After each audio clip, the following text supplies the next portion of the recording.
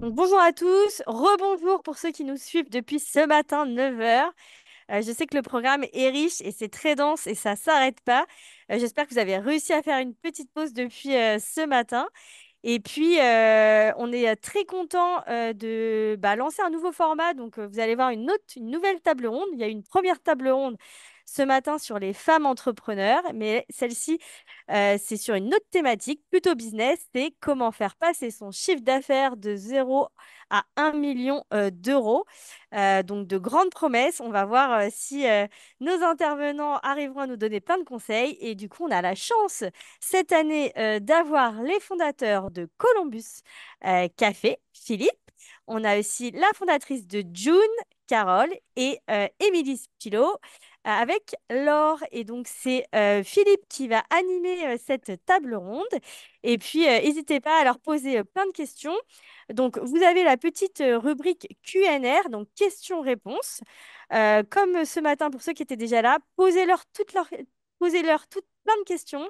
Le but, c'est que après les échanges entre eux, on puisse répondre. On prendra un maximum de réponses et puis de questions, pardon. Et puis, il y a également Paul et Morgane qui font partie de l'équipe, qui sont là pour vous aider en cas de besoin. Et puis, voilà, il y a le chat. Donc, on va aussi vous partager plein de choses tout au long. Donc, n'hésitez pas à regarder. Et sachez qu'il y aura un replay. Donc, pas besoin d'enregistrer de votre côté. Le replay sera diffusé la semaine prochaine. Voilà. Donc, j'espère que tout est clair pour vous. Et sinon, je laisse la parole à Philippe. Merci Juliette, bonjour à toutes, bonjour à tous. Je suis ravi effectivement de vous faire découvrir ces parcours fabuleux de Carole et Laure. Le mien, il est moins fabuleux, il est beaucoup plus ancien, comme vous l'avez compris en voyant mes cheveux gris. Mais en tout cas, il n'a pas été pour autant ni facile, mais il a tout le temps été excitant. J'en parlerai peut-être un petit peu après, mais j'aimerais surtout que Carole et Laure, dans un premier temps, nous expliquent comment viennent des idées, puisque Columbus Café, vous devez connaître.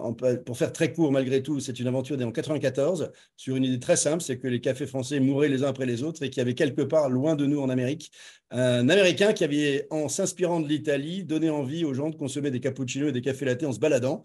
Donc je me suis dit, tiens, j'ai toujours aimé disrupter, pourquoi pas ce marché-là. Ça a été 10 ans d'aventures que je qualifie de passionnément difficiles, mais absolument géniales. Aujourd'hui, c'est 300 magasins, c'est largement au-delà du million. On a atteint un million. Je me souviens même pas quand, pour être sincère, parce qu'elle est plus ancienne, cette aventure. Mais je serais ravi de partager moi aussi mon aventure, mais je suis surtout là pour faire découvrir deux entrepreneurs fabuleuses. Alors, je ne sais pas laquelle de vous commence. Allez, Carole.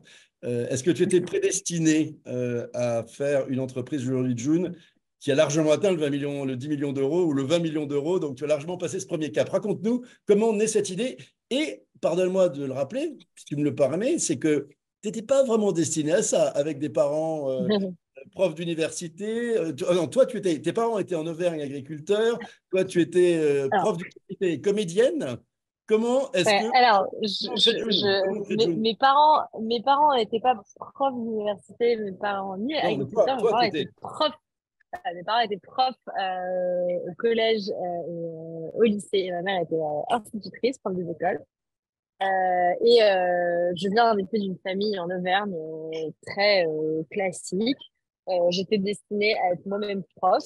Ma grand-mère étant costumière de théâtre, j'ai fait un peu de théâtre, mais ça n'allait pas plus loin. Et donc, j'avais aucune ambition d'être entrepreneur. C'était pas du tout un métier auquel je me destinais. Je savais même pas comment faire ou quoi aux caisses.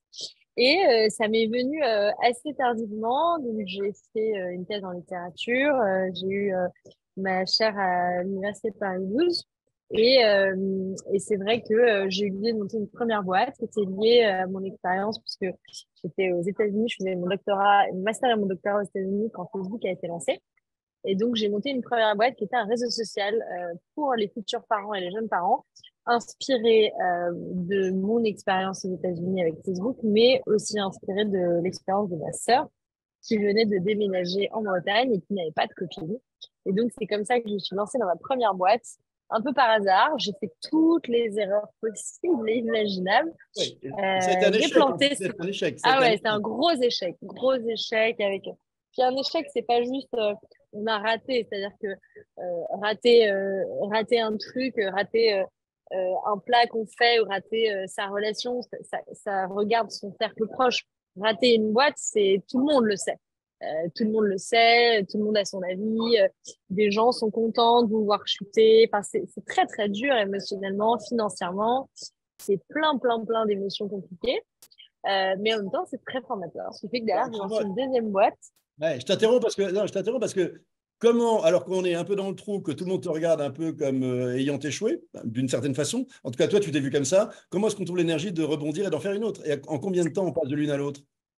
Ouais, c'est exactement comme après une rupture. Au début, on se dit plus jamais en couple, plus jamais je tomberai amoureuse. Et puis en fait, 6 mois après, ah, quand même, c'est bien. Voilà, c'est pareil. Au bout de 6 mois, une opportunité, on se dit, ah oui, ça peut être intéressant. Et ce qui est intéressant, c'est qu'en fait, quand on y retourne de manière beaucoup moins consensuelle. On y retourne de manière très incarnée, un peu avec un peu plus vénère que la fois précédente. Et je trouve que c'est ça qui est intéressant au final, c'est de se dire, je reviens avec une idée et je vais faire aucun compromis. Et c'est ça qui a fait la force de June, à la fois dans l'exécution, mais aussi dans le produit et dans la communauté. Notre prise de position qui était très très ferme et très stricte sur la qualité, les produits, l'engagement auprès de la communauté, il vient de là en fait. Parce que j'en avais marre d'avoir, j'avais fait trop de compromis sur ma boîte d'avant, je m'étais plantée trop. Et donc ça m'avait trop gonflé. Et là, je me suis dit, bah ok, très bien. Si j'y retourne un peu en mode vénère. Alors, on va venir après sur comment tu as eu l'idée de June quand même. Pourquoi ce produit et pourquoi cette espèce de conviction très forte avec cette espèce de raison d'être très puissante de June. De ton côté, en fait, Laure, toi, tu étais salarié. Il se trouve que je suis à Toulouse Oui, aujourd'hui. Tu étais pas loin d'ici, j'imagine, avec Airbus, me semble-t-il. ouais, Et tu avais un peu envie d'entreprendre. Et puis, il a fallu que tu tombes enceinte pour ça, finalement, pour que tu te décides. Comment est-ce venu? ouais, en quelque sorte. En fait, j'ai fait mes études à Toulouse. Et suite à ça, bon, bah, à Toulouse, Airbus, Safran, voilà, j'ai décroché un poste chez Safran. Et je suis partie dans le grand bain du salariat. Et en fait, je crois que je me suis jamais vraiment sentie à ma place. Voilà, et l'entrepreneuriat était toujours là. J'ai toujours su, dans le fond, que j'étais un peu designée pour être entrepreneur. On pourra revenir dessus d'ailleurs, comment j'ai détecté ça. Mais Là, dis-nous, euh, c'est un peu le bah, sujet. Avant même de voir comment on passe à 1 million, pourquoi on y va, en ouais. fait? Alors, c'était propre sans doute aux grosses boîtes dans lesquelles j'étais, hein, parce que l'aéronautique, c'est vraiment, et c'était tous ces paliers, toutes ces réunions sur réunions, cette inertie pour prendre des décisions. Alors que, voilà, moi, je suis une fonceuse, je suis quelqu'un qui est dans l'action. Et c'était assez lourd pour moi à vivre quand même dans le Un quotidien. peu. Et j'ai déjà eu d'ailleurs un de mes managers qui m'avait dit, Ouais, Laure, l'instant. Ouais. tu veux aller trop vite. Voilà, calme-toi. Et normal, parce que bon, voilà, ça dérange, hein, quelqu'un qui aussi a envie a envie d'avancer, a envie que les actions portent leurs fruits très vite. Et donc, bon, j'ai fait plusieurs postes pendant 10 ans, j'étais là-dedans. Et au bout d'un moment, je me suis dit, arrête tes conneries maintenant. Tu sais que tu as envie d'être entrepreneur, tu as fait tes armes. Pour le coup, je ne reviendrai pas. Enfin, quand on est salarié, par contre, j'ai appris aussi énormément de choses qui me servent aujourd'hui. Et donc, voilà, j'ai annoncé à mon boss, je lui ai dit, écoute, il faut que je te dise deux choses. La première, c'est que je suis enceinte. La deuxième, c'est que je ne veux pas revenir après mon congé mat. Mais est-ce que tu avais l'idée déjà? Parce que l'idée des d'oreiller en soi, il fallait quand même l'avoir parce que ça n'existait Ouais, pas. Toi, tu avais essayé. Alors, très souvent, c'est intéressant parce qu'on s'aperçoit, ça, c'est. Moi, j'ai passé, vous le savez, 20 ans à interviewer des entrepreneurs sur BFM Business. Systématiquement, la plupart de ceux qui ont fait des belles aventures ont créé un truc dont ils avaient envie mais qui n'existait pas. Toi, tu avais un sujet personnel et tu as créé finalement une réponse à ton projet, à ton sujet ouais. personnel, en fait. En fait, ça faisait bien avant que je quitte Safran. J'avais une chute de cheveux et je m'étais procuré une thé d'oreiller en soie. À cette époque, il n'y avait même pas d'acteur en France. Et j'en parlais à toutes mes copines. J'adorais ce produit, j'adorais la matière. Et donc, quand j'ai dit à mon patron que je partais, je n'avais pas encore l'idée de ce que j'allais lancer. Ah ouais. Voilà, j'ai eu mon bébé, génial. Et puis, je commençais à me dire, bah, peut-être un peu de conseils, mais conseils en quoi? Et vraiment, à un moment donné, je me suis dit, mais en fait, le e-commerce, c'est quelque chose qui pourrait me correspondre parce qu'il y a quand même cette approche qui peut être où il y a énormément de formations sur YouTube. On peut se former à minima tout seul si on a envie et qu'on a la discipline et un certain bon sens. Et je trouve que voilà, ça me paraissait en tout cas accessible, même si c'est pas si simple que ça au final, hein. Et après, oui, il y avait ça. Et donc, je me suis dit, bah, e-commerce. Et là, la tête d'oreiller, elle m'est de suite venue parce que c'était un produit qui me parlait. Et ça, je trouve, ça peut marcher si le produit nous parle pas, mais en tout cas, il y a une facilité quand le produit nous parle et qu'on est quand même un peu sa première ou son premier client. Et on le vend d'autant mieux. Alors, on va venir effectivement sur la façon dont on passe de l'idée pour l'une et l'autre à l'entreprise, aux entreprises, à vos deux boîtes aujourd'hui. Je reviens vers toi, Carole.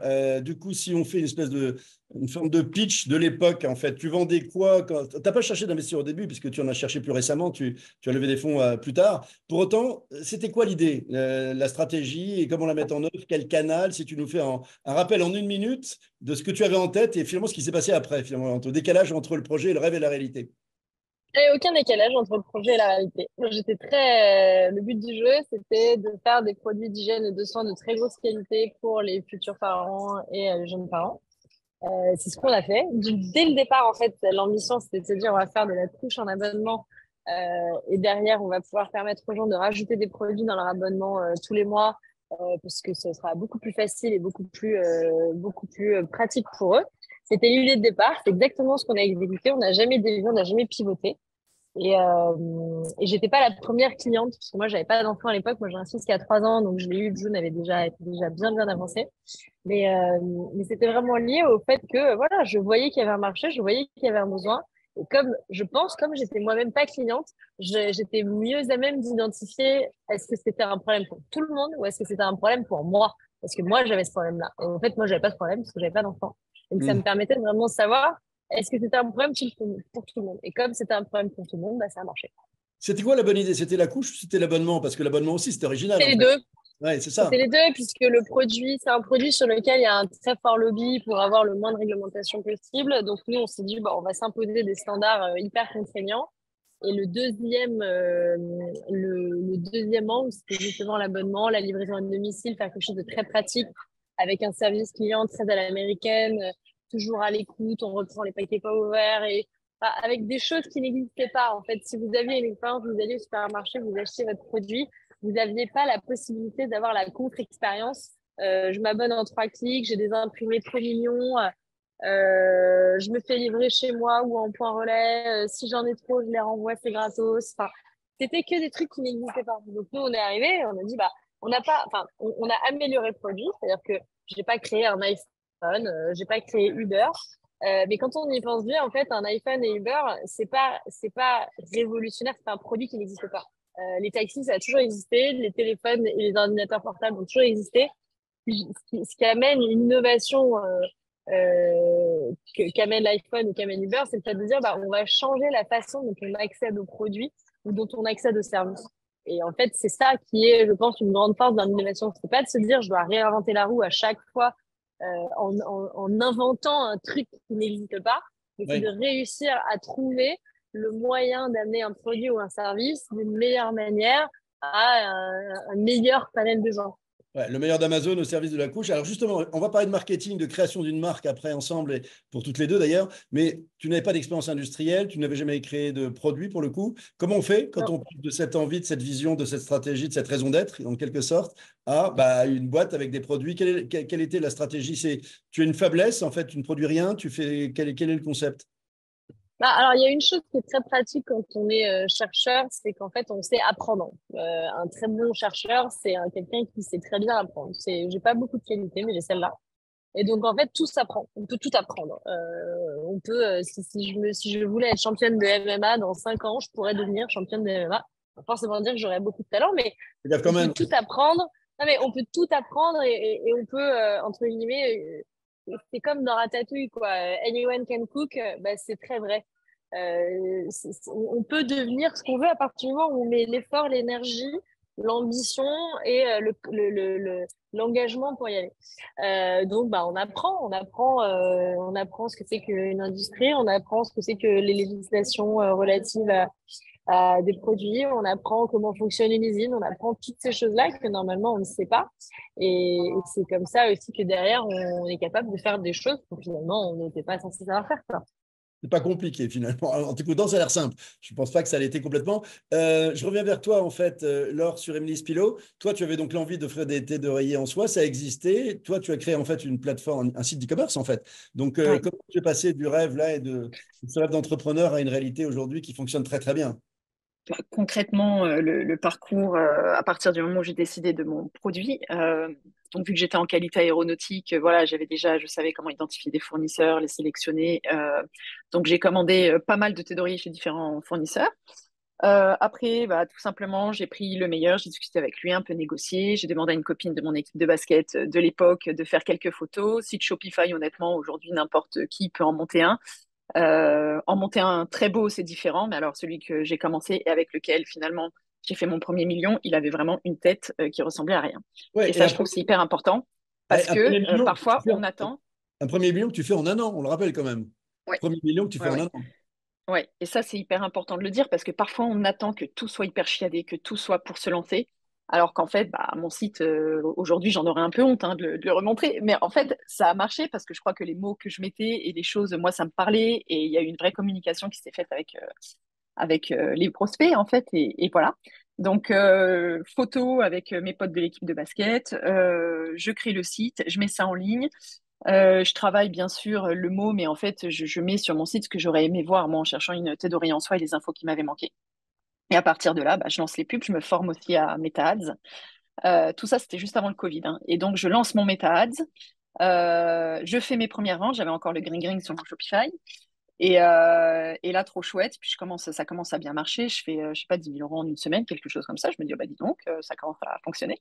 Et là, en fait, Covid. Et pendant 2, 3 semaines, enfin les 2 premières semaines, en fait, quasiment plus de ventes. Donc j'ai décidé de tout arrêter et je me suis dit, bon, bah tant pis, ton business, bah, ça ne sera pas celui-ci. Et la curiosité a fait que j'ai réappuyé sur le bouton des pubs. Et là, c'est reparti comme jamais. Alors, vous avez Voilà. créé. Et Pardon, allez-y, vas-y. non, non, mais après, bah, la suite de l'histoire, je Alors, vais chez mes parents pendant le confinement et voilà. Je ok, pense, ouais. on viendra Mais après ça sur. m'intéresserait, Philippe, aussi, toi, si jamais tu as t'as des petits insights là-dessus, n'hésite Ah, pas. bon, j'en ai des tonnes, mais c'est vous qui m'intéressez. Mais je vais le faire aussi. Mais parce qu'en fait, toi, après, tu as stagné. On va revenir après où tout d'un coup, parce que tu avais un double job, parce que tu t'inquiétais d'avoir des revenus suffisants quand tu crées ta boîte, etc. Ouais, Puis après, tu auras explosé. On en reparlera ensemble. Mais vous avez l'une ouais. et l'autre, en fait, créé deux belles marques en ligne sur Internet, en fait. Quels sont les éléments, les clés de succès qu'on peut donner aux gens qui nous écoutent, qui sont envie de se lancer dans un business en ligne, qui ont expliqué le succès de vos deux marques respectives, June, et tant en termes de type de campagne que de créer une marque, de l'incarner, d'utiliser les réseaux sociaux. Qu'est-ce que, Carole, en quelques mots, tu peux nous dire? Bah, déjà, il faut quand même être très honnête. Moi, j'ai créé ma boîte en 2017. Aujourd'hui, on est en 2024. Donc, il y a pas mal de choses qui sont similaires, mais il y a quand même pas mal de choses qui ont changé. Je dirais, n'essayez pas de réinventer la roue. Vous avez des CMS comme Shopify ou comme PrestaShop qui sont très faciles, très pratiques, très efficaces. Et le premier site de June qu'on a utilisé pendant presque 1 an et demi, c'est moi qui l'ai fait toute seule en drag and drop. Et autant vous dire que coder, à part faire slash B pour faire gras, je ne sais rien faire. Donc, je dirais, n'essayez pas de réinventer la roue et mettez votre énergie et votre émotion là où est votre talent. Donc, il y a des choses que vous ne savez pas faire, il faut apprendre à les faire. Mais il y a aussi plein de choses qui sont déjà dispo et qu'il faut savoir utiliser. La deuxième chose, je dirais que tout ce que vous ne savez pas faire, il faut l'apprendre. Et en même temps de l'apprendre, il faut s'entourer de gens qui vont vous l'apprendre. Le métier de CEO, c'est un métier, en fait, CEO, c'est exceller dans rien et être compétent dans tout. Et ça, c'est très important de le comprendre. Donc, on a forcément 2, 3 domaines d'expertise sur lesquels on est un peu meilleur que d'autres, mais on doit tout savoir faire. On doit savoir faire de la finance, des levées de fonds, des fichiers Excel et du marketing et des RH du développement produit. Si vous ne vous intéressez qu'à une partie, entre guillemets, de votre travail, c'est un petit peu comme aimer les gens que pour une seule de leurs qualités, quoi. Bah, non, on aime les gens pour tout ce qu'ils sont et même pour les trucs qu'ils font pas bien, parce que sinon, c'est qu'on les aime pas vraiment. Bah, une boîte, c'est la même chose. Donc moi, je dirais ça. Je dirais qu'il faut être, il faut pas vendre à ce que j'appelle every fucking body. On vend à une cible et plus la cible, faut imaginer every fucking body, c'est un très grand jardin et en fait vous avez un coin dans la niche. On parle souvent, c'est quoi votre niche? Bah en fait une niche c'est déjà beaucoup trop grand. Donc dans un très grand jardin, il y a une niche, c'est votre niche. Et puis à l'intérieur de la niche, il y a un trou dans la raquette, et ben c'est là où vous devez vous positionner. Il faut surtout pas vouloir vendre tout à tout le monde. Il faut avoir un angle qui est clair, qui est pertinent, qui est engagé, et puis ça marche ou ça marche pas. Et à la fin, il y a un petit facteur chance, il y a la main de Dieu, il y a le petit sel de la vie qui fait que ça marche ou ça marche pas. Mais en tout cas, les conseils un peu basiques que je pourrais donner en 5 minutes comme ça, mais on pourrait donner une masterclass sur comment lancer une marque et ça durerait 4 heures. Mais là, en 3 minutes, c'est ce que je pense est le plus important à dire. Alors, la version 2 minutes ou 3 minutes de l'heure également sur ce même sujet, et comment faire grandir la marque et la faire vivre et l'incarner aussi sur Internet, parce que une marque, moi, mon expérience à moi, à l'évidence, vous la comprenez, est très différente, puisque moi, j'accueillais des clients physiquement à une époque évidemment très différente. Je vous appelle le rappeler ici, mais l'enseigne est née en 94. En 94, j'étais la première enseigne de restauration française à mettre un .com sur mon site Internet et de créer un site Internet dans ce métier. Donc, on est aux antipodes de ce que vous avez fait, et la marque, après, s'est installée dans l'esprit des gens, mais dans une relation qui était une relation humaine avec des baristas. Et vous savez, ma raison d'être à moi, quand j'ai embauché mon premier barista, c'était de dire que mon ambition, c'était de faire passer chaque jour à chacun de nos clients les 15 meilleures minutes de leur journée, ce qui a l'avantage d'être compréhensible par tout le monde quand on embauche des gens qui ont dans un contact humain qui était le truc le plus important. OK, on a été les premiers à vendre des cappuccinos emportés en France, mais avant tout, on crée des lieux de vie et des lieux de bonheur. Et l'Internet est venu après, en fait, effectivement, pour nous et l'utilisation des réseaux sociaux. Mais je n'ai pas du tout votre expérience, moi, de création de marque en ligne. Donc, ça m'intéresse aussi, Laure, d'avoir ton avis là-dessus, sur quels conseils on peut donner aujourd'hui, même si c'est plus comme il y a 7 ans, tu as raison de le rappeler, Carole, mais il y a quand même des fondamentaux qui demeurent aussi. Ouais. Moi, ce qui m'a aidé à passer des caps à chaque fois, c'était les autres. Ouais. Ça a été vraiment les gens. Je suis dans pas mal de réseaux. Et à chaque fois, voilà, j'ai des réseaux d'ailleurs qui sont sur la technicité, donc sur le e-commerce. J'ai des réseaux qui sont plus sur comment gérer la finance, d'autres sur la posture de CEO. Et ça, à chaque fois, voilà, je sais que même dans les moments down, même dans les moments, les autres m'ont toujours aidé à trouver une issue. Donc déjà, s'entourer, je trouve que c'est capital quand on se lance ou quand on est déjà lancé. Oui, sachant, En deux, ouais. pardon, je t'interromps 2 secondes sur ce sujet de la solitude, parce que l'une comme l'autre, Mm. vous avez une caractéristique, c'est que vous êtes assez seul. Enfin, toi, tu es en recherche d'associés. Carole, tu m'as dit que tu as toujours tout fait toute seule, etc. Vous avez choisi des parcours seuls. Moi, je l'ai fait en association avec quelqu'un, 50-50, ce qui est, si je peux me permettre un conseil, le truc à ne jamais faire. Jamais ne faites du 50, à mon avis, hein, ne faites jamais une boîte à 50-50, parce qu'il n'y a rien de pire, qu'il n'y a pas d'égalité dans le monde et qu'à un moment, il y a des problématiques d'ego qui créent des tensions très fortes. Donc ça, si j'ai un conseil à vous donner, c'est peut-être un mauvais Ouais. conseil, mais c'est l'histoire Ouais, ouais, c'est des choix, c'est des choix. Après, moi, c'est vrai que je trouve l'aventure plus sympa parce qu'après, c'est des natures aussi, mais l'aventure plus sympa à la partager. Et je suis ouverte à ouvrir mon capital pour aussi vraiment partager cette aventure jusqu'au bout. Mais en tout cas, il y avait de la Mais solitude. donc, Il y ça, avait de c'est la le premier solitude que point. j'aimerais rendre. Ouais, Ouais. Exactement. Vas-y. ouais, ça, c'est le premier point. Et puis après, le deuxième, c'est test and learn à fond. Faut pas chercher aussi à éprouver complètement son idée. Enfin, faut justement aller l'éprouver, la mettre en lien très rapidement avec ses customers, ses clients. Et ça, c'est vraiment ce qui fait que de suite, vous allez voir si ça prend pas et qu'est-ce qu'il faut changer. Ça, je trouve ça très important. Je vois trop aujourd'hui de personnes qui se prennent la tête et au final, ça sort et puis ça marche pas. Ils ont perdu 6 mois ou un an. Et je trouve ça dommage. Et surtout que ce qui marche pour l'un aussi, ça c'est important, ce qui marche pour l'un, là aujourd'hui on vous donne avec Carole un peu le parcours, mais ce qui marche pour l'un ne marchera pas forcément pour l'autre. C'est vraiment à chaque fois des identités de marque qui sont propres, des histoires de marque qui sont propres. Et les techniques, en fait, voilà, il n'y a pas de parcours tout fait, il y a autant de façons d'entreprendre que d'entrepreneurs.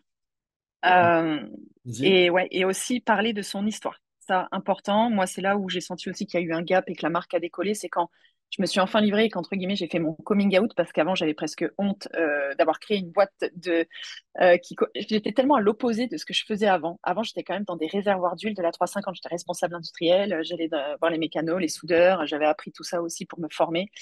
Et du coup, je me suis dit, mais mes collègues vont se dire que j'ai complètement fumé. Je n'osais pas dire que j'avais créé cette boîte et pourtant qui cartonnait. Sur LinkedIn, aucun post pendant 2 ans, j'annonçais rien. Et là, le jour où en fait, je me suis dit, maintenant, c'est bon. Tu y vas all-in, tu y vas vraiment. Je sais pas si c'était un syndrome de l'imposteur, je pense pas que ça soit ça. Mais en tout cas, le jour où j'ai assumé, là aussi, finalement, je me suis mieux entourée. Mon message, il est mieux passé.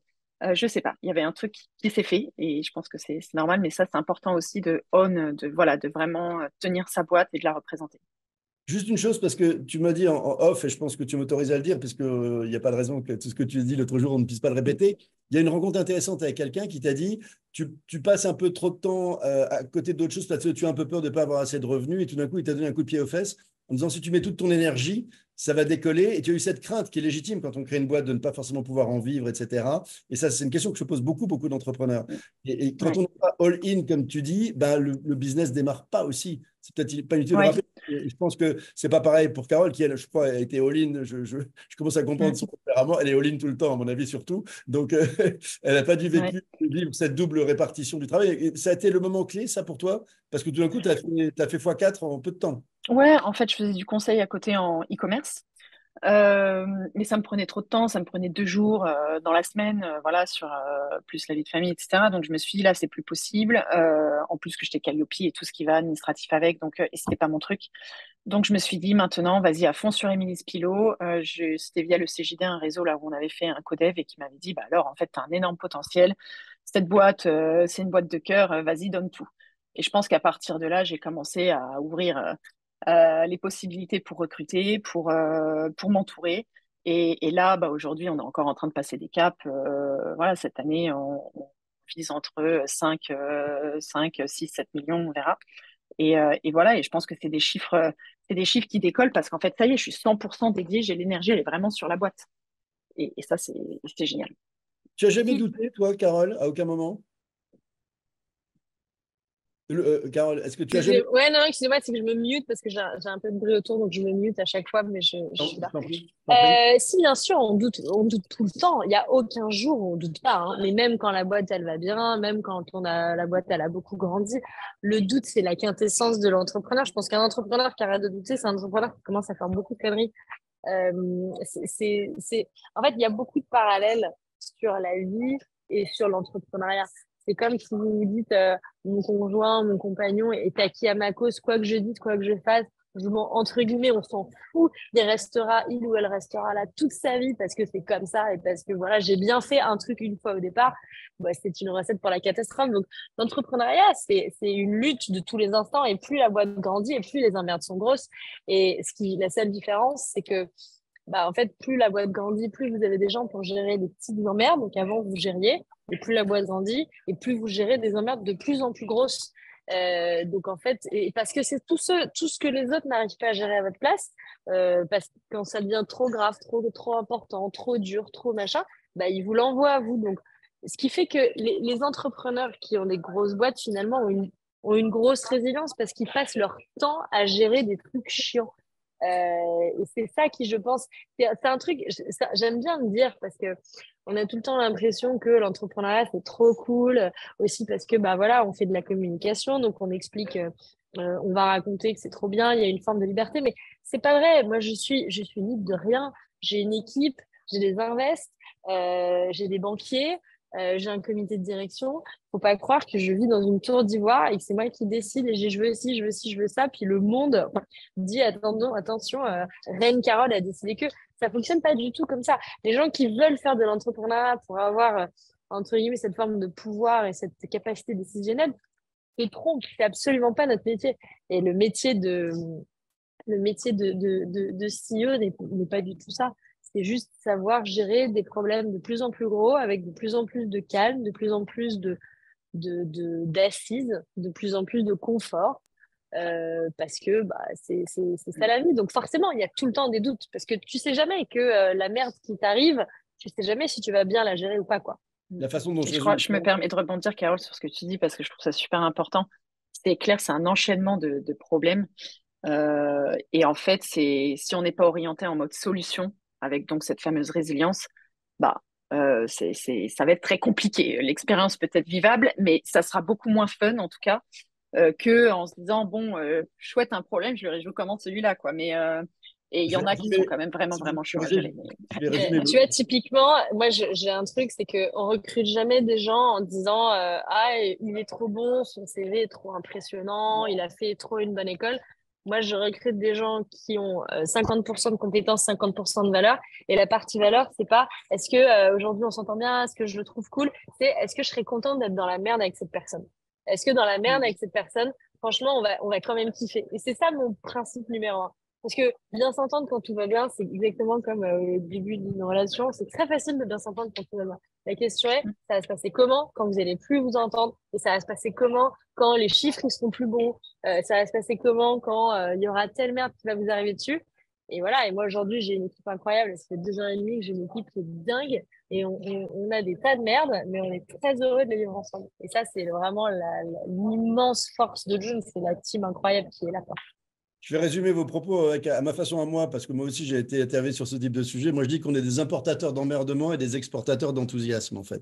Et quand Columbus Café s'est créé en 94, qu'en 95 on s'était complètement loupé, j'étais non plus, comme tu disais, Chief Executive Officer, mais Chief Problem Solver, c'est-à-dire le mec qui crée les problèmes de tout le monde, mais dont personne ne règle jamais les siens. Tu évoquais les banquiers, on va parler financement ensemble. Comment est-ce qu'on finance vos aventures, puisque tu as levé des fonds, Carole, Laure, toi tu n'en as pas encore levé, mais je crois que ça ne devrait pas tarder. Comment on fait pour financer ce type d'aventure, Carole?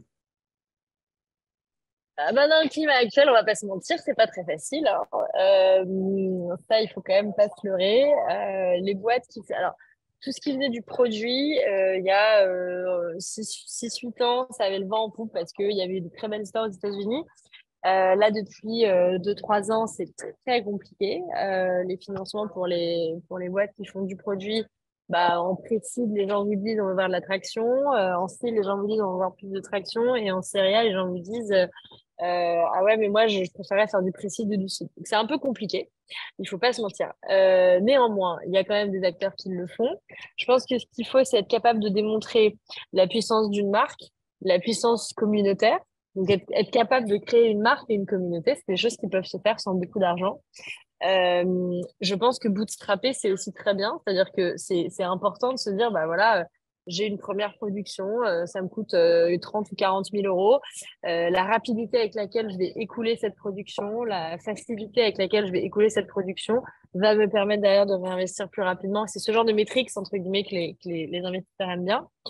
Et puis après, voilà, il y a les partenaires bancaires. C'est-à-dire qu'un investisseur vient toujours quasiment tout le temps avec un partenaire bancaire en complément, donc ça permet de lever un peu plus d'argent. Il faut pas voir les investisseurs comme des empêcheurs de tourner en rond ou comme c'est pas mamie qui vous fait un chèque à Noël et puis après se barre. Les investisseurs, ils amènent une expertise, ils amènent quelque chose. Euh, Moi, mon tout premier investisseur, c'était ceux qui avaient fait Birchbox, nouvellement Blissim, qui avaient fait Cézanne, qui avaient fait Smallable. Donc, ils savaient ce que c'était que du produit, ils savaient ce que c'était un angle un petit peu brand, un peu lifestyle.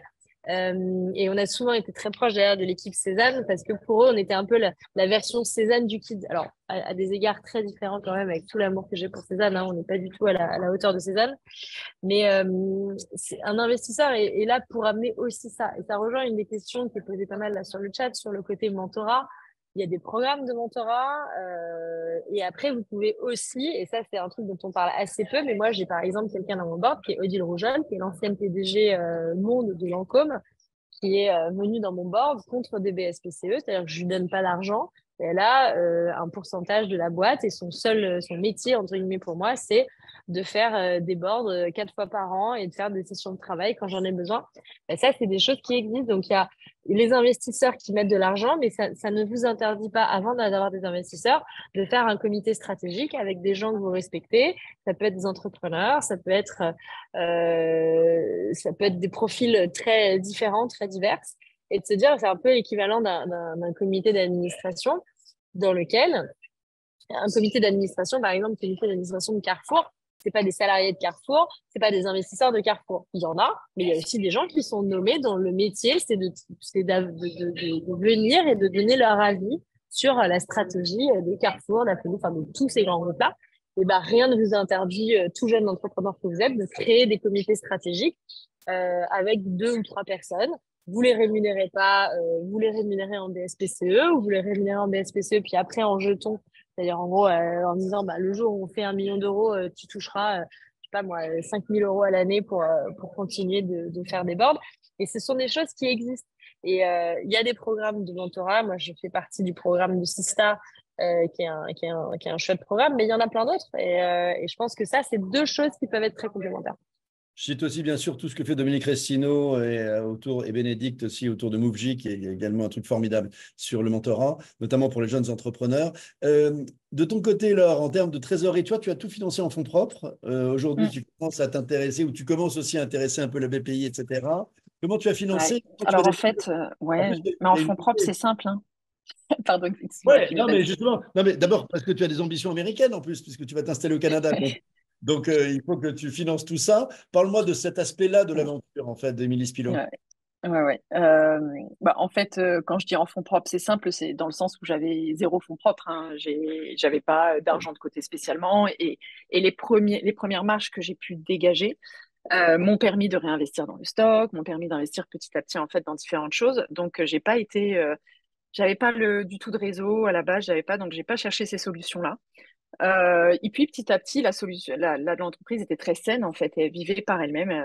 Et sauf que à un moment donné, quand on veut croître, ce qui est notre cas, on cherche aussi à aller à l'international, donc aux États-Unis, où on ouvre des boutiques là-bas, par exemple.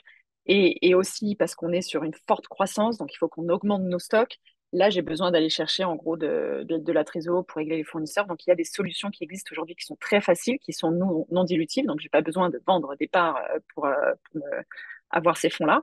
Typiquement, il y a la solution des fonds qui peuvent être libérés pour payer les stocks, et ils payent directement mon fournisseur les stocks. Voilà, le pourcentage est un peu plus élevé que si c'était la banque. Mais ça, c'est très pratique et ça permet de pouvoir se développer avec une forme d'agilité. Euh, donc, moi, c'est plus comme ça aujourd'hui. Après, on commence à regarder aussi des fonds d'investissement. Euh, j'ai pas encore trouvé forcément. Et en fait, je crois que par manque de temps aussi, j'ai pas fait mes recherches. Et surtout qu'on arrive aujourd'hui, juste en s'appuyant sur les banques et sur des fonds, voilà, à se développer. Ouais. Ouais. Non, mais dans ce contexte, parce qu'effectivement, quand on a, tu dis en fait, Carole, que c'est vachement bien les investisseurs. En même temps, c'est pas une plaie parce qu'ils nous aident, ils nous font réfléchir, ils nous aident en matière de stratégie. Mais quand on n'a pas ça justement, et moi je m'aperçois que j'ai tellement rencontré d'entrepreneurs qui n'avaient aucune idée ni de leur trésorerie, ni de tableau de bord. Avant qu'on passe à ce million, que les gens s'intéressent à vous, qui vous mettent un peu de pression, quels sont les éléments de vigilance qu'on peut conseiller aux gens qui nous écoutent en ce moment pour justement avoir un joli projet, un bon produit, des gens qui les aiment, et puis pour assurer que c'est pas par la finance ou par l'absence de soins qu'on porte à cette trésorerie, à ces tableaux qu'on arrive à réussir à atteindre ce fameux million. Bah, si jamais juste l'expérience où j'ai failli ouvrir le capital avec un investisseur qui me proposait une certaine valo pour prendre 10% de la boîte, qui était hyper intéressante, hein, qui mettait ma boîte à une belle valorisation. Pendant plus de 1 an, je faisais des allers-retours pour qu'on discute. Voilà, franchement, il me vendait du rêve sur pas mal d'aspects. Et en fait, à un moment donné, il est devenu un peu contrôle fric. J'ai senti des choses qui buguaient. Pour un post Insta, il commençait à me dire, attends, t'as mis ça, mais on n'avait pas validé avant. Et je me suis dit, mais en fait, je ne veux pas du tout de cette personne dans mon board parce que je vais complètement perdre sur le kiff du quotidien que je peux prendre à avoir ma boîte. Et je crois que c'est quand même le premier critère de ma boîte, c'est ça. Bien sûr. Et donc, voilà, j'ai dit non à cet argent alors que ça aurait aussi valorisé ma boîte à un certain niveau. Et je pense que ça, c'est une des premières choses à faire, c'est quand même se dire avec qui, c'est comme un mariage, quoi. Donc, avec qui Bien je me sûr. marie. On va prendre des questions bientôt, mais j'aimerais vous interroger sur l'avenir. Comment est-ce que vos entreprises vont évoluer? Comment on se réinvente? Moi, je me souviens d'avoir entendu plein d'entrepreneurs me dire le succès est une invitation à s'endormir. Vous avez toutes les deux du succès. Comment est-ce qu'on ne s'endort pas? Oh, c'est très facile de pas s'endormir dans notre industrie puisqu'on est quand même dans une industrie qui se casse la gueule. On s'est quand même pris la hausse des matières premières, le Covid. Franchement, on s'endort pas. Il n'y a pas de risque qu'on s'endorme. Non, j'entends bien sur les Faut- opérations, sur la complexité, etc., mais c'est la réinvention du modèle pour ne pas être the same old, enfin faire la même chose tout le temps. Comment est-ce qu'on fait que la boîte se réinvente tout le temps? Enfin, pas sur les opérations, on sait bien que c'est compliqué, on sait bien en plus, compte tenu de ce qui est en train de se passer, il va y avoir un vrai problème de pouvoir d'achat, d'inquiétude, d'incertitude. On sait tous que ça va être vachement compliqué, que les Français vont devoir voir où ils vont dépenser leur argent. Mais comment est-ce qu'on fait en sorte que sa boîte ne roupille pas, qu'on la réinvente tout le temps, qu'on y gagne qu'on mette son énergie, qu'elle se réinvente tout le temps en fait, parce que c'est un vrai sujet. L'IA Bah, générative. je, Est-ce que je ça vous pense tente? qu'il faut. Ouais, alors moi, le sujet de l'IA, c'est vraiment un non-sujet de mon côté. Je pense qu'il y a un certain nombre de métiers qui vont être réinventés, complémentés par l'IA, mais c'est pas. Enfin, je ne crois pas à un monde géré par l'IA. Je pense que ça fait marrer plein de gens. Je pense que ça excite beaucoup les investisseurs en ce moment, mais comme il y a 3 ans, ils étaient excités par le Web3. Enfin, il y a des phases, hein, les investisseurs sont toujours très moutonniers. Donc, je pense que l'IA, il y a un côté extrêmement cool. Mais c'est pas, pour moi, c'est pas une question d'avenir. Vous parlez aux gens, et je vous parle pas de nos potes à Paris qui trouvent ça trop sympa. Je vous parle des vrais gens de la vraie vie, hein, qu'on a parfois tendance à oublier dans les médias, mais qui existent vraiment et qui sont vraiment la force de tous les pays dans le monde. Bon, bah, ces gens-là, vous leur parlez d'IA, ils vont regarder en disant, ouais, ok, très bien, mais bon, c'est pas ça qui me fait bouffer le matin. Ça, c'était ma petite opinion personnelle sur l'IA. Comment est-ce qu'on se réinvente? Bah, faut avoir une stratégie 18 mois, 3 ans, 5 ans, qui est clair en disant bah, où est-ce qu'on va. Ça, pour le coup, ça change pas mal parce que bah, il y a des trucs, on dit bah, tiens, on va aller dans tel pays, on se rend compte que c'est chiant, on va aller dans tel pays, on se rend compte que c'est cher. On veut faire ça, finalement, on le fait plus tôt. Il y a plein de façons de se réinventer. C'est aussi, je pense que c'est quand même pas mal drivé par la croissance, soit la croissance par le haut, soit la croissance par le bas. Donc, qu'est-ce que j'appelle la croissance par le bas? C'est la croissance de la rentabilité, la croissance de l'EBITDA. Soit la croissance par le haut, c'est la croissance du chiffre d'affaires. Donc, ça dépend vraiment des phases. C'est aussi, il y a un sujet de phase de marché aussi. Le marché, il y a 5 ans, était tout pour la croissance à n'importe quel prix. Depuis 1 an et demi, c'est tout pour la croissance par le bas. Et vos limites, s'il n'y a pas de croissance vers le haut, on s'en fout. Donc, je pense qu'il faut juste essayer d'être assez ouvert, entre guillemets, d'esprit sur qu'est-ce qu'on va chercher, comment on va le chercher, qu'est-ce qui nous importe, entre guillemets, dans les différents éléments qu'on a envie de faire grandir. Et voilà, on fait jamais une boîte toute seule. On fait une boîte avec des gens, on fait une boîte avec un écosystème, on fait une boîte avec un monde dans lequel il se passe des trucs. Et pour les gens qui aiment faire ça, moi j'adore le sujet de la gestion de risque. Je pense que c'est un des sujets les plus intéressants. Et si vous voulez, je pense que non, un des meilleurs exercices à faire, c'est de faire sa matrice de risque. Et il y en a deux qui sont très intéressantes. C'est la probabilité versus la sévérité. Et ça, vous googlez sur Internet, vous trouvez les modèles. Et il y en a un autre qui est très intéressant qui s'appelle Estemple, Estemple, et qui vous mappe, entre guillemets, l'intégralité des choses qui peuvent aller dans votre faveur ou dans votre défaveur dans votre industrie. Ça, c'est ultra intéressant et c'est des exercices assez analytiques, mais qui amènent plein de choses intéressantes. Donc, il faut apprendre à être inquiet et effectivement anticiper tous les scénarios. De ton côté, comment est-ce que tu peux effectivement, non pas forcément réinventer, mais étendre, parce que là aussi, l'une et l'autre, vous avez créé des marques qui sont associées à des valeurs. Est-ce qu'on peut étendre les territoires de marque? Comment tu vois ton avenir, toi, alors, autour de cette belle marque Émilie Spilot? Oui. Comment on se réinvente et comment je vois l'avenir sur le fait de se réinventer, je pense que au bout d'un moment, pendant 2 ans, on va dire, j'ai quasi stagné parce que je mettais plus l'énergie aussi sur la boîte, tout ça. Et en fait, c'était pas simplement que je stagnais, c'était que je perdais des parts de marché. Donc, l'immobilité en entrepreneuriat, de toute manière, fait perdre des parts de marché et emmène à quelque chose qu'on n'a pas envie d'aller. Donc, en fait, c'est vraiment. Et l'entreprise est un système complexe. Donc, de toute manière, se reposer sur ses lauriers, c'est pas possible parce que les acteurs changent, comme disait Carole, tout change. Donc, en fait, on doit sans cesse s'adapter et toujours chercher d'innover, l'innovation et l'amélioration pour justement répondre aussi à ce besoin, à ces nouveaux besoins de la clientèle. Donc voilà, et puis chaque année, j'ai l'impression de faire un nouveau métier en tant que chef d'entreprise. C'est ça qui est passionnant dans l'entrepreneuriat. Quand on commence, on fait un peu tout soi-même. Et puis quand la boîte prend un certain volume, en fait, on est plus dans la structuration, dans le financement, dans le recrutement. Et chaque année, en fait, on découvre quasiment encore quelque chose. Donc c'est pour ça que je crois qu'en entrepreneuriat, c'est très dur. Du moins, quand on a un sens de l'entrepreneuriat, qu'on aime ça, c'est très dur de s'ennuyer parce qu'en fait, on est tout le temps en train d'apprendre, tout le temps en train d'essayer quelque chose. Donc, euh, donc voilà, pour si jamais des personnes pouvaient penser qu'on pouvait s'ennuyer à un moment donné. Jamais le cas. Ouais. Chaque jour est Euh, un nouveau. Vas-y, je t'en prie. ouais. Et après, non, pour l'international, on a eu des bons signaux sur déjà la théorie en soi, les accessoires en soi à l'international sont quasiment plus connus qu'en France, hein.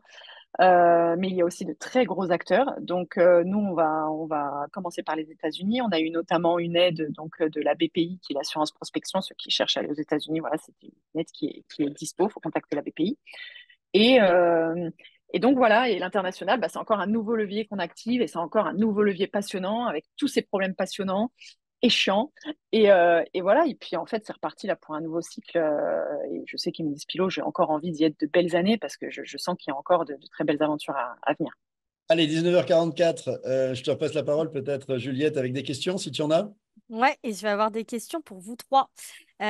Comment s'entourer des bonnes personnes, lesquelles pour créer et développer son projet, son activité? Philippe, tu peux commencer, puis après, on donnera la parole aux filles. Ah, Je vais te dire, moi, j'avais des gens qui n'avaient besoin d'aucune compétence technique. Faire un cappuccino n'a aucun intérêt particulier. Mais quand on est dans un business d'hommes et de femmes, il faut aimer les gens. Moi, tout à l'heure, tu disais un truc, Carole, sur j'aimerais un jour voir comment les gens vont réagir quand on sera dans la merde. Moi, j'étais dans la merde pendant 10 ans, donc j'ai vu comment ils ont réagi. Je peux te garantir qu'effectivement, j'avais choisi les bons. Parce qu'au début, on s'est complètement ramassé lamentablement avant de rebondir, de pivoter aussi, Mm. mais on n'appelait pas ça pivoter à l'époque. Mais en tout cas, ce qui est sûr, c'est que moi, un de mes critères fondamental, c'est de me dire que je n'embauche que des gens avec qui je passerai volontiers des week-ends ou des vacances parce que on passe tellement de temps avec eux que j'ai vraiment envie de partager des valeurs. Parce qu'au fond, moi, ce que j'ai appris de mes très, très, très longues années, c'est que au fond, moi, j'ai fait tellement de conférences dans ma vie que j'ai vu tellement de boîtes qui faisaient du management à la con avec des valeurs qu'ils mettent sur des posters dans les bureaux, etc., mais que personne ne s'en souvient parce que c'est juste un truc qui est pas vécu. Quand on a des valeurs internes tellement puissantes qu'au fond, tu sais, en fait, dans des équipes comme ça de 6 7 personnes dans un café, un individu peut pourrir à la fois l'ambiance et faire tomber la boîte, en fait.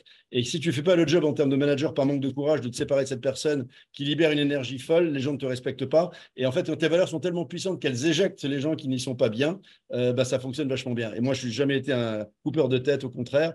Je voulais plutôt embaucher des talents dont beaucoup sont des entrepreneurs après. Donc moi, mon critère numéro un, c'est l'envie de rêver ensemble dans l'adversité, en toute transparence, en toute honnêteté, et avec vraiment des qualités de cœur immenses. Et ça a toujours très, très bien marché. Toi, Carole, tu avais un petit peu répondu en disant que tu voulais être entouré de personnes qui sont capables de gérer les emmerdes. Est-ce que tu as d'autres choses à dire? Non, mais comme on est nombreux, je me dis que je vais laisser Laure compléter. Ah, et après, on passe à une autre question. Moi, de mon côté, c'est aussi, je prends un peu de temps, je vais jamais, voilà, la personne, il faut que je la côtoie vraiment très longtemps quand je veux qu'elle soit dans mon entourage proche, que ça soit, voilà, notamment dans le milieu professionnel. Je mets du temps avant de vraiment me dire, OK, là, cette personne, en fait, on est connecté, ça va bien se passer. Comme disait Philippe, j'ai limite envie d'aller boire des coups avec la personne le soir et de partir en week-end. Donc voilà, et là, en fait, bah, c'est le bon deal, encore une fois, et puis on profite aussi tous les jours un peu plus, on a du soutien, quoi. Voilà. Alors, ça serait quoi vos 3 conseils clés pour quelqu'un qui souhaite créer son entreprise? Philippe? N'écoutez jamais les abrutis qui vous disent que ça ne marchera jamais. Bien vu. Je pense qu'il faut il faut éliminer les gens toxiques et de nos vies, tous ceux qui brisent nos rêves. Ne jamais, jamais, jamais, jamais abandonner. Tu sais, pendant les difficultés, j'avais toujours un petit rocher en carton-pâte acheté dans un aéroport américain sur lequel il y avait écrit Winners never quit.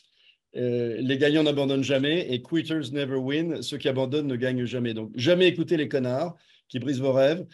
Dans l'adversité, voir qu'il y a toujours des solutions. Et quand à un moment que l'on plus était mort. Et en fait, il fallait qu'on se réinvente. Et on s'est aperçu un truc formidable, c'est que quand on n'a plus d'argent, il se passe un truc génial, c'est que l'imagination reprend le pouvoir. Et qu'il n'y a rien de pire que d'avoir trop d'argent et notamment d'être trop financé. D'ailleurs, si à mon avis, Laure trouve que c'est plus compliqué ou Carole trouve que c'est plus compliqué de financer aujourd'hui, c'est que les investisseurs se sont un peu laissés avoir par des boîtes finalement dans lesquelles il n'y avait pas ce souci de la rentabilité, etc. et qui ont eu trop d'argent et qui l'ont mal dépensé. Et on s'aperçoit que quand il n'y a plus d'argent, ben, tout d'un coup, on think out of the box et que ça va beaucoup mieux. Donc, pas d'angoisse quand on n'a pas d'argent, l'imagination reprend le pouvoir, n'écoutez pas les cons et vivez vos rêves passionnément parce que je veux dire un truc, c'est que la passion n'a jamais fatigué personne, mais que l'ennui use n'importe qui. Et notre force, c'est qu'on ne s'emmerde pas un seul instant de la journée pendant toutes les années d'entrepreneuriat qu'on vit ou qu'on va vivre. Alors, c'est juste le plus beau métier du monde. Bah, c'est dur de passer après Philippe, là, hein. C'est clair. Mais non, vas-y. Merci. Non, pour ma part, test and learn, voilà, faut pas avoir peur, c'est l'action qui fera, où on saura, quoi, il n'y a que ça. Discipline, parce que la motivation, c'est quelque chose, mais la discipline, c'est différent. La motivation, c'est éphémère, ça va, ça vient, alors que la discipline, eh ben, même quand on n'est pas motivé, on le fait, quoi. Et la positivité aussi, parce qu'il faut être quand même sacrément positif et s'entourer des gens positifs. Ouais. Il y avait une petite question. On n'a pas entendu. Carole, Ouais, Carole. Oh non, mais je vais pas révolutionner grand-chose. Alors, moi, je dirais, en effet, bien s'entourer, c'est le début du bonheur. Mm. Donc, je dirais quand même, bien s'entourer, c'est important. N'attendez pas à ce que les gens le fassent à votre place, parce que ça, c'est très important. Connaissez vos métriques financières, connaissez vos métriques de prod, connaissez vos métriques. C'est pas parce qu'il y a des gens qui sont là pour vous aider que ils le feront entre guillemets à votre place. La confiance n'exclut pas le contrôle. Et je dirais pas n'abandonner jamais, parce qu'il faut être réaliste. Là, ça fait 1 an et demi que les boîtes que j'ai pu mentorer ou des boîtes qui viennent me voir pour du mentorat sont en rupture, en fermeture, en liquidation. Donc, je dirais pas n'abandonner jamais. Je dirais ceci, abandonner quand vous jouez avec votre santé mentale. Quand vous jouez, quand vous mettez en péril votre santé mentale, la santé financière de votre famille, quand vous faites une hypothèque sur votre maison, quand vous ne pouvez plus envoyer vos enfants à l'école ou quand vous êtes au bord de l'apoplexie émotionnelle, c'est là qu'il faut arrêter. C'est peut-être le seul bémol que je mettrais parce qu'en effet, il faut jamais arrêter parce que la résilience, c'est la base. Mais si vous en arrivez à un stade où ça met en péril votre vie, il faut savoir avoir l'intelligence et la sagesse de reconnaître qu'il est peut-être temps d'arrêter. Voilà. Ouais, Juste un petit peu. Voilà. j'ajoute juste une chose que je n'ai pas dite parce que je suis connu pour mon obsession et ma haine de l'adjectif petit que les Français utilisent plus que n'importe quelle personne au monde, du petit déjeuner au petit café dans une petite pause, une petite vidéo, qui à mon avis est un obstacle à l'ambition des projets entrepreneuriaux et quand un pays pense petit, on ne fait pas grand-chose. Je pense que ce qui a sauvé Columbus, c'est que le jour où on l'a créé, je voulais qu'on devienne la première chaîne française d'espresso bar qu'elle est devenue. Avec aujourd'hui 400, 300 cafés, là où Starbucks, malgré sa rentabilité, sa vision mondiale, n'en a pas autant en France. Elle est très différente. On est sur un combat loyal et compliqué et différent, etc. Mais je pense qu'il faut vraiment mettre beaucoup d'ambition dans son projet parce qu'on l'a tous quand même dit ce soir. C'est putain, qu'est-ce que c'est dur. Et il y a tellement d'obstacles que si on n'a pas un grand rêve, on abandonne tellement vite. Donc il faut qu'à tout moment, on se dise, ouais, mais ça vaut tellement la peine, en fait. Donc pensez grand. Et qu'en anglais, n'oubliez pas aussi que take a risk, take a chance, c'est prendre un risque. Je préfère cette mentalité, take a chance, que prendre un risque. Il y avait une petite question de Mathéo, puisque du coup, tu as dit que tu ne conseillais pas de s'associer à 50-50. Et comment on fait quand on veut entreprendre à deux? Bah, à la limite, 51-49. 49-51. Ben voilà. Je pense qu'à la limite, ça ne doit pas être facile, mais tu sais, là aussi, moi, j'ai vu une évolution au fil de mes 20 ans sur BFM de gens qui ont systématiquement seuls au début. Petit à petit, ils étaient deux, voire trois, etc. Et aujourd'hui, très, très peu de gens entreprennent seuls dans les jeunes générations aujourd'hui. Il n'y a que des associations à 2, 3, 4, etc., dont on peut penser que c'est compliqué, mais c'est pas mal parce que ça crée des équilibres beaucoup plus sains, en fait. Parce que quand on vieillit ensemble, nous, on a passé 17 ans ensemble avec mon associé, et c'est inimaginable ce qui peut se passer sur une vieille amitié comme ça, qui peut heurter à plein de choses. On grandit pas pareil, on ne vieillit pas pareil. Donc, quelque part, moi, je pense que c'est mieux 51-49 parce qu'au moins, et puis je vais vous dire un truc très honnêtement, vous n'êtes pas obligé de me le croire, mais dans la vie, il n'y a pas vraiment d'égalité. Et quand il y a des différences de leadership, de vision, de charisme, ben, ça crée des problématiques. Il faut que quelqu'un incarne, en fait. C'est plus facile qu'un seul. Je préfère trois que un, voilà, en gros, de manière générale. Non, et puis en plus, il faut être l'entrepreneuriat, c'est un peu, enfin, il y a un côté un peu militaire. Les militaires sont toujours extrêmement honnêtes avec ce qu'ils pensent, ce qu'ils disent. Donc ils disent ouais, ça, c'est l'exercice, c'était pourri. Et c'était pas une manière de dire c'était nul, vous êtes des merdes. C'est une manière de dire bah voilà, faut que vous soyez conscient que ce que vous avez fait, c'est pas bon. Parce que en fait, vous devez savoir bien le faire. À l'entrepreneuriat, l'honnêteté dans l'entrepreneuriat, elle est indispensable. Donc si vous n'êtes pas capable à deux d'avoir une conversation honnête sur qui a un leadership naturel. Et c'est pas celui qui parle le plus fort, celui qui a la plus, entre guillemets, celui qui met le plus d'argent. Hein. C'est celui qui va être le plus à même. C'est comme un bon. Alors, oh là là, rentrons dans cette discussion. C'est comme un bon leader politique. C'est celui qui est le plus à même à garder la tête un petit peu au clair, porter la vision et écouter les autres.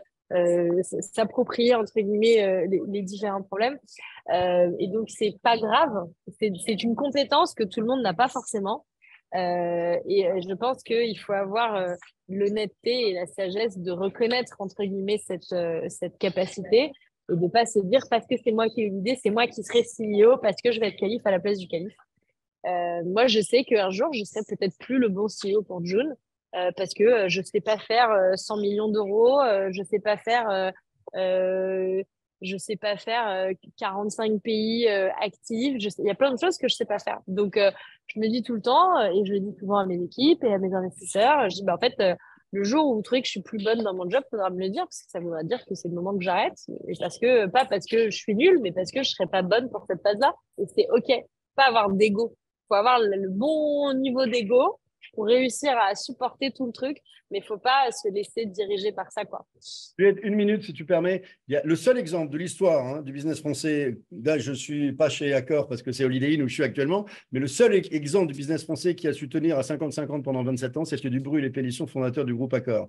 Je les ai très bien connus. Je peux vous dire un truc, c'est qu'ils étaient avec des apports totalement différents. L'un était le Matrix et l'autre était le charisme, mais simplement, ils ont vécu pendant 30 ans à 50-50 sur un concept simple qu'ils m'avaient expliqué. C'est à 50-50, jusqu'à la moindre note de frais, on partage tout au centime près. Deuxièmement, en gros, s'il y en a un qui n'est pas d'accord, on ne fait pas. Et on ne partage jamais nos différends en dehors de notre bureau. C'était les 3 trucs qui les ont fait tenir 5 ans ensemble. Bel succès au groupe mondial de l'hôtellerie, mais c'est le seul exemple. Il y a peut-être Roucon-Balusier, les ascenseurs que je n'ai pas connus. Mais en tout cas, des gens qui font à ce point un tandem à 2 50-50, c'est rarissime. Il y a William qui nous dit qu'il y a eu un reportage ce week-end au JT sur la réussite des 2 frères Michelin aussi, qui avaient des profils qui se complétaient parfaitement. Sans doute. Donc, voilà. Quand on est 50-50, on a vraiment intérêt à bien se comprendre. Mais le charisme, en général, il est porté par un seul ou par une seule. Et ben, L'envie de les suivre, l'envie de les suivre. est-ce que vous avez un petit mot pour la fin? Pourquoi petit? Un grand mot pour la fin. Pardon. Allez-y, allez-y, Carole et Laure. Moi, je vous dirais, il n'y a aucune école au monde qui prépare au fait d'être chef d'entreprise. Donc, faut pas se poser trop de questions, faut y aller. Et n'y allez pas pour faire style dans les dîners en ville ou n'y allez pas parce que vous savez pas quoi faire d'autre. Allez-y avec conviction et avec passion parce que la vérité, c'est que c'est un métier qui est formidable et qui est très dur. Et donc, et vous y allez pas, on n'y va pas pour 3 ans. Et on n'y va pas pour faire 1 million. On y va pour faire 100 millions. Parce que une boîte qui fait 1 million d'euros, ça se revend pas. Une boîte qui fait 100 millions d'euros, ça se revend. Super. Et moi, je dirais essayer, tester, améliorer. Et surtout, profiter de ce chemin pendant que vous le faites, parce qu'on ne sait pas combien de temps l'entrepreneuriat dure, l'entreprise dure. Donc, voilà, faut pas oublier aussi pourquoi on fait ça. Mais ouais. Je vais contredire Carole, moi j'ai envie de dire faites-le pour tout sauf pour l'argent. Je n'ai pas dit faites-le pour l'argent. Non, non, mais Je n'ai justement, pas dit faites-le pour l'argent. la donne volontiers, parce qu'il n'y a pas d'ambiguïté. Non, mais c'est Dans ma vie, important de c'était- savoir. Mais tu sais, tu dis un vrai truc parce que c'est important de savoir pourquoi on fait les choses. Et moi, je rencontre quand même malheureusement des entrepreneurs qui ont envie d'être entrepreneurs parce que c'est cool d'être entrepreneur. C'est pas cool d'être entrepreneur. Et c'est plus ça mon message. Ne le faites pas pour briller dans les dîners en ville et dire ah ça y est, je suis créateur de ma boîte. C'est ça, ça marche pas. Ne le faites pas pour ça. Et ne le faites pas pour l'argent parce que 97% des boîtes se plantent avant de valoir l'argent qu'elles estiment valoir. Donc, clairement, mon message, c'est pas ne le faites pas pour la thune, mais ne le faites pas pour de mauvaises raisons. Voilà. Non, non, bien Et sûr. il y a, Le vrai message pour moi, c'est que vous avez choisi votre vie et ça, chaque matin, personne ne nous donne aucune forme d'indication. C'est la liberté. On est indépendant, mais on n'est jamais vraiment libre parce qu'on a des clients, des emmerdements, des trucs. Mais c'est un tel bonheur de décider de sa vie chaque matin et de se lever le matin. C'est juste formidable. C'est pour ça qu'il faut le faire. Bah, en tout cas, merci beaucoup pour vos 3 témoignages. On a eu plein de retours là sur le chat, etc. Comme quoi c'était super enrichissant, que vous aviez des belles histoires à raconter, des belles anecdotes aussi. Donc, en tout cas, c'était très intéressant. Je pense que ça a reboosté tous les porteurs de projets qui ont participé. Et puis, bah, merci beaucoup et j'espère bientôt pour un Merci à autre vous. événement Merci créatif. Juliette, merci Philippe. Merci. Merci Merci. Carole. Au revoir. merci Bye tout tout le le monde. monde. À bientôt. Bye bye. Bye bye. Ciao.